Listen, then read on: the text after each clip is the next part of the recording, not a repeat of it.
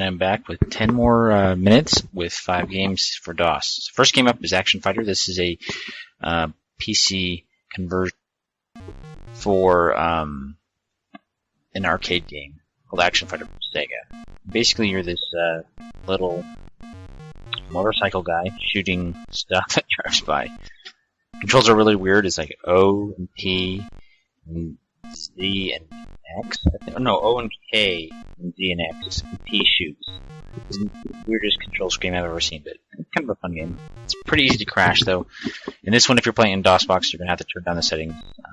On a real PC, you'll probably have to push the turbo button unless you have like a really old school computer. But anyway, it's kind of funny. You try to collect these little letters, and it'll light up the screen A, B, C, D, E, F.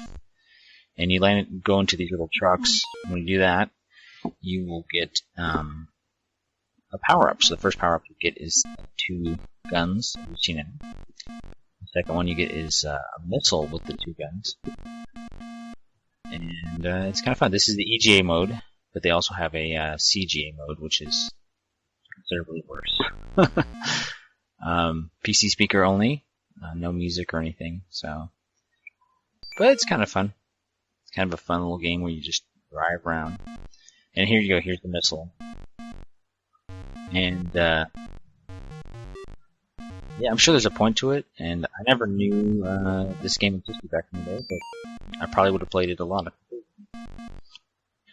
So all these games come from a download I found. I'll put a link in the description. So 500 different DOS games, all from the 80s, and thought it was pretty fun. So I'm just gonna play all of them.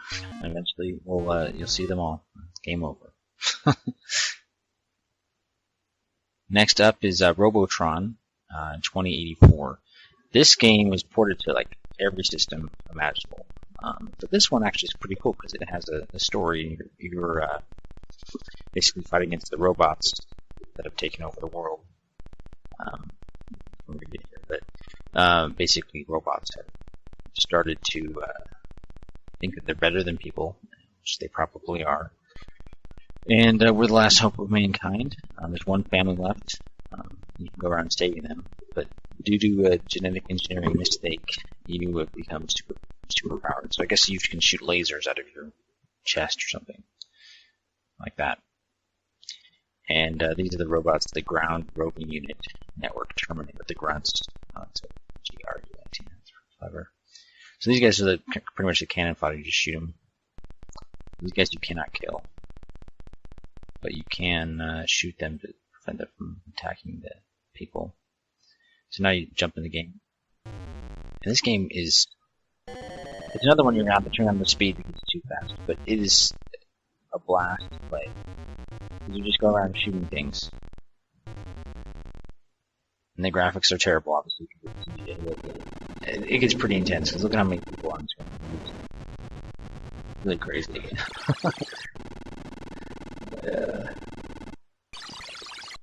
Yeah, this is level 5.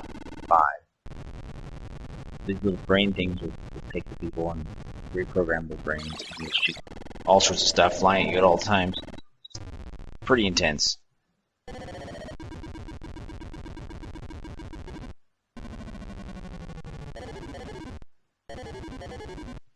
And I just love the way the little brain robots look.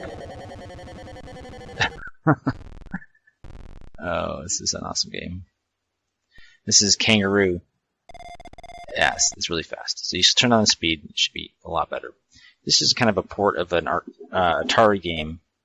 You're this kangaroo, and you're trying to get to your baby. It's up at the upper left-hand corner.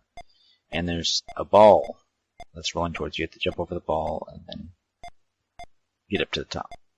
Use the arrow keys to move. Oh, yeah. Use the arrow keys to move, and then push space to jump really high. Problem is, the controls are pretty tight, but it's just the ball. When you jump up, it goes up to level with you, so it's kind of hard to judge that. So I don't know who made this game or anything. It's just it looks like someone just made it. It doesn't look like it's a real official port from Atari or anything. In fact, the Atari 2600 game is much better. because there's more things going on. There's ladders to climb, and there's monkeys throwing stuff at you, and there's just a lot of different stuff going on.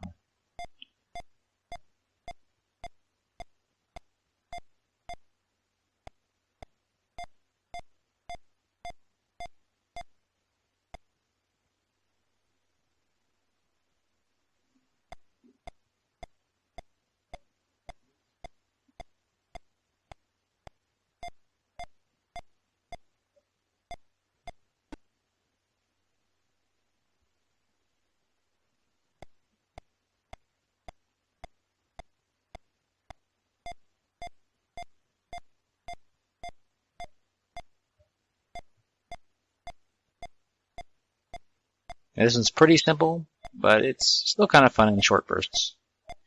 Not the worst game in the world, by far. Next up is Caverns of Bob. Yeah, this one's super fast. So you gotta turn down the speed. If you don't know how to do that, Control F11 in DOSBox will do it. But basically, you're this guy, and you have these arrows shoot at you, and you have to cover all the ground. So basically, it's kind of like Cubert in a way, where you change the color of the ground to a different color.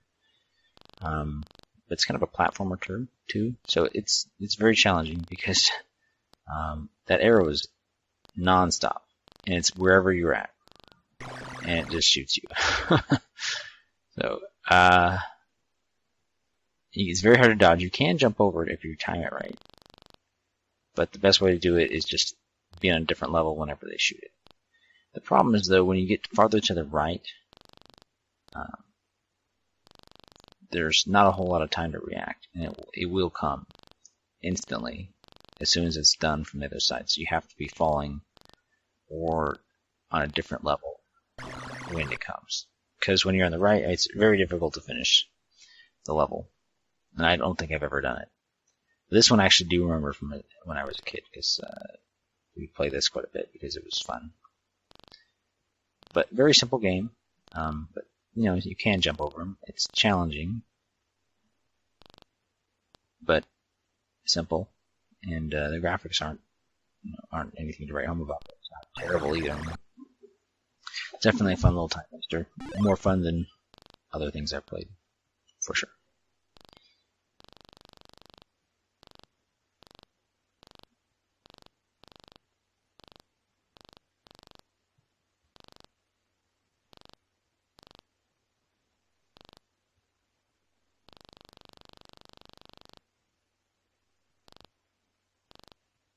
And Floppy Frenzy is the last game.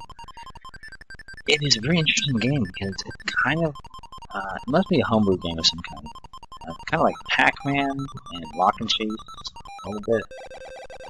But basically, you're this floppy disk, and you are avoiding magnets, because magnets are the arch enemy of floppy disks, as everyone knows. And the noise is a bit annoying at times, but it's there.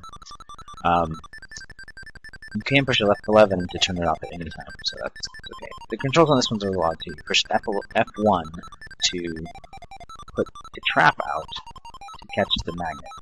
But it doesn't always work. It's kind of intermittent. You push it and it doesn't work. You have to be time it right or in the right position.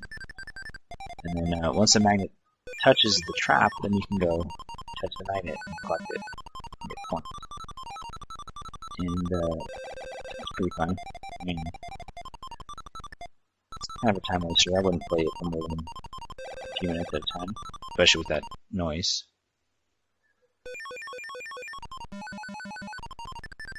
But, it's a fun game.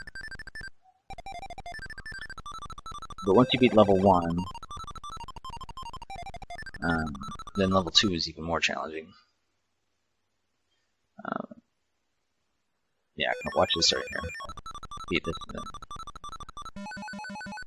Get all these bonus points. It's pretty awesome. Flashing colors.